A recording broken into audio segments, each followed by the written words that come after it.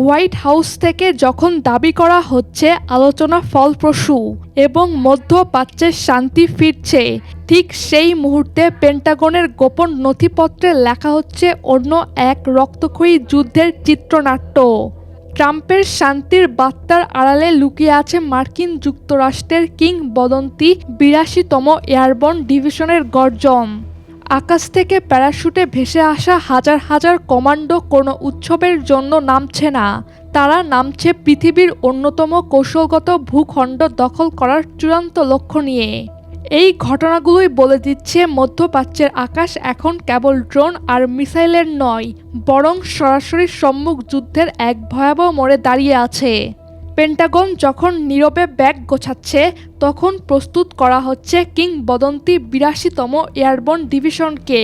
এই বিশেষ বাহিনী পৃথিবীর যে কোনো প্রান্তে মাত্র ১৮ ঘন্টার মধ্যে অবতরণ করে জমি দখল করার সক্ষমতা রাখে।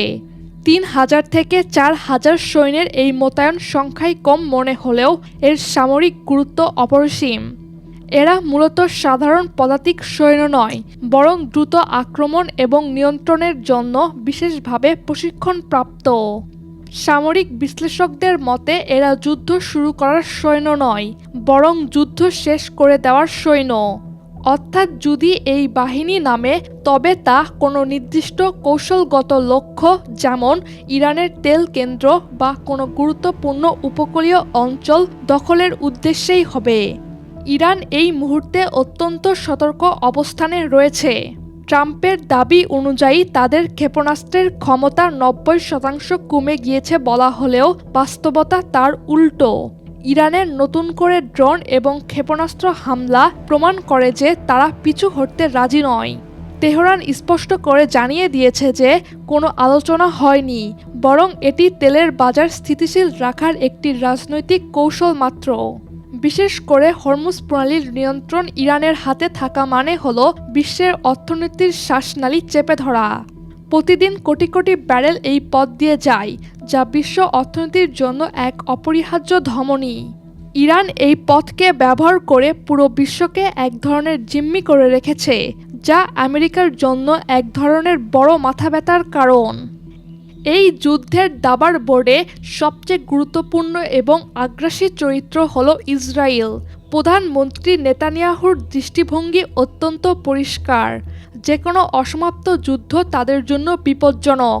যখনই ট্রাম্প শান্তির কথা বলেন, তেল আবিবে অস্বস্তি বাড়তে থাকে, কারণ ইসরায়েল মনে করে সাময়িক শান্তি ইরানকে আবারও শক্তি সঞ্চয় করার সুযোগ দিবে।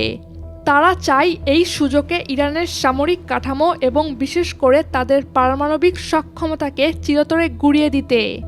এই আলোচনার টেবিলকে তোয়াক্কা না করে ইসরায়েল নিজস্ব গতিতে হামলা চালিয়ে যাচ্ছে, যা মধ্যপ্রাচ্যের আগুনকে আরও উস্কে দিচ্ছে। এই যুদ্ধ আর কেবল সীমানা রক্ষার লড়াই নয়, এটি এখন কূটনীতি, রাজনীতি এবং অর্থনীতির এক জটিল মিশ্রণ। তেলের দামের ঊর্ধ্বগতি আমেরিকার ভেতরের রাজনীতিতেও প্রভাব ফেলে, যা ট্রাম্পের জন্য একটি বড় চ্যালেঞ্জ। আমেরিকার অভ্যন্তরীণ জনমত জরিপ বলছে মাত্র ৩৫% মানুষ এই যুদ্ধের পক্ষে, যেখানে ৬১%ই বিপক্ষে। রাজনৈতিকভাবে ঝুঁকিপূর্ণ হওয়া সত্ত্বেও কেন সেনা পাঠানো হচ্ছে তা এক বড় প্রশ্ন। হয়তো এটি আলোচনার টেবিলে ইরানকে চাপে রাখার একটি অস্ত্র বা প্রেসার টুল।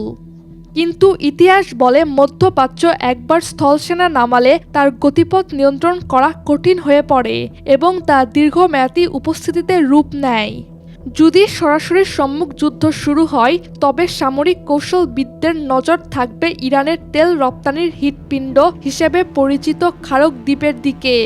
এই দ্বীপে আঘাত করার অর্থ হলো ইরানের অর্থনীতিকে পঙ্গু করে দেওয়া।